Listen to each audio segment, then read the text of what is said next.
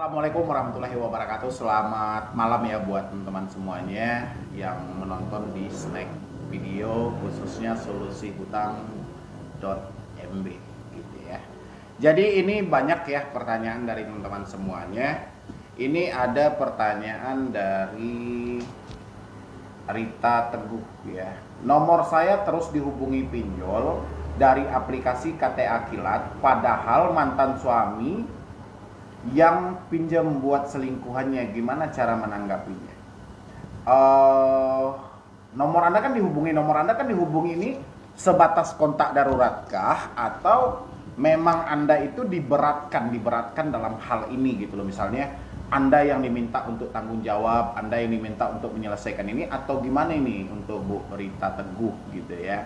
Tapi kalau hanya sebatas pihak dari pinjolnya menghubungi Anda, mereka menyatakan bahwa nomor Anda sebagai kontak darurat, ya Anda bilangin aja lah, kasih nomor suami Anda, ini nomor orangnya, saya nggak tahu menahu dengan urusan itu gitu loh ya.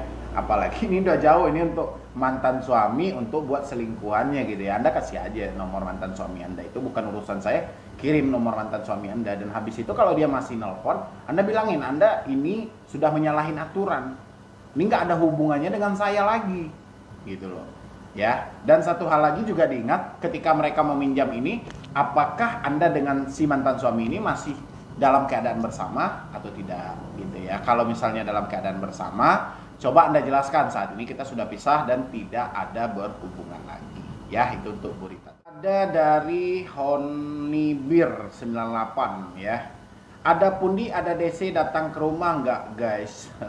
Oke, soal DC datang ke rumah, soal ada kunjungan ke rumah, itu bukan permasalahan kita. Permasalahan kita itu cuma satu, yaitu kapan kita mampu membayar, kapan kita mampu untuk menyelesaikan urusan kita di pinjaman online. Jadi bukan masalah DC datang ke rumah, ini nggak ada hubungannya itu ya. Yang penting itu kita saat ini mampu atau tidak, sanggup atau tidak. Kalau tidak, ya sudah, berarti hal yang harusnya kita lakukan adalah kita tetap juga berusaha, karena kita kan juga mempunyai kehidupan, kita masih mempunyai masa depan untuk kedepannya. Berarti Anda berusaha penuhi kebutuhan hidup Anda. Kalau ada berlebih, boleh nih Anda sisihkan buat utang Anda. Tapi kalau nggak berlebih, kita apa boleh buat. Tapi jangan bebankan diri Anda dengan DC datang ke rumah. Ya, itu untuk Honey Beer. Apakah pinjam yuk dan pinjam duit ada DC-nya di daerah Jabotabek? Saya harap buat teman-teman semuanya, please banget, jangan sampai kita menjadikan beban dalam hal ini ya. Beban itu maksud saya tentang DC datang ke rumah ini kan beban yang mengganjal dari diri teman-teman semuanya. Jadi saya rasa hal ini tidak perlu dan tidak usah dilakukan gitu loh, dan tidak usah dipikirkan. Karena semakin kita memikirkan hal ini, semakin berat beban yang terjadi dalam hidup kita. Jadi alangkah baiknya kita lupakan hal ini, kita lebih baik fokus saja nih menata hidup kita ke depannya, bagaimana hidup kita ini bisa lebih baik lagi.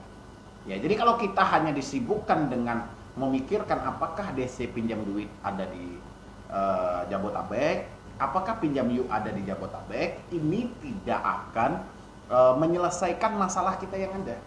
Ya, justru memperburuk keadaan gitu loh. Jadi ukuran kita bekerja nggak jadi bekerja, ukuran berusaha nggak jadi berusaha. Ya, ini tolong dimaksimalkan dari teman-teman semuanya, karena pemikiran ini kejam nih. Jadi ada pemikiran yang benar-benar memberikan kita solusi dan jalan, dan ada juga pemikiran yang menyesatkan kita dan memberikan kita jalan buntu. Salah satunya kita memikirkan DC datang ke rumah. Pertanyaan dari Siti Nurhalimah 5715.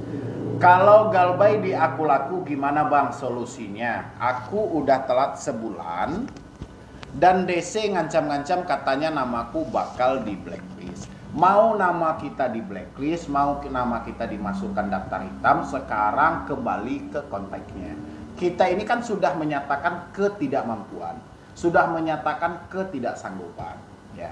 Jadi kalau memang blacklist itu adalah risiko yang harus kita tempuh, itu bukan ancaman.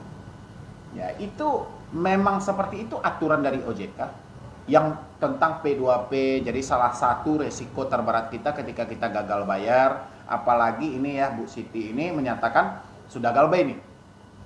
Ya pasti hadangannya ya blacklist, BI checking, daftar hitam itu udah hadangannya gitu loh. Habis itu sisanya dapil, FDC itu sisanya nanti gitu loh. Yang penting bagi saya hari ini itu adalah kayak mana Anda bisa memfokuskan diri Anda untuk kedepannya. Itu aja, karena saya perhatikan banyak orang-orang tidak memikirkan masa depannya, lebih memikirkan masalah dia yang ada di pinjaman online.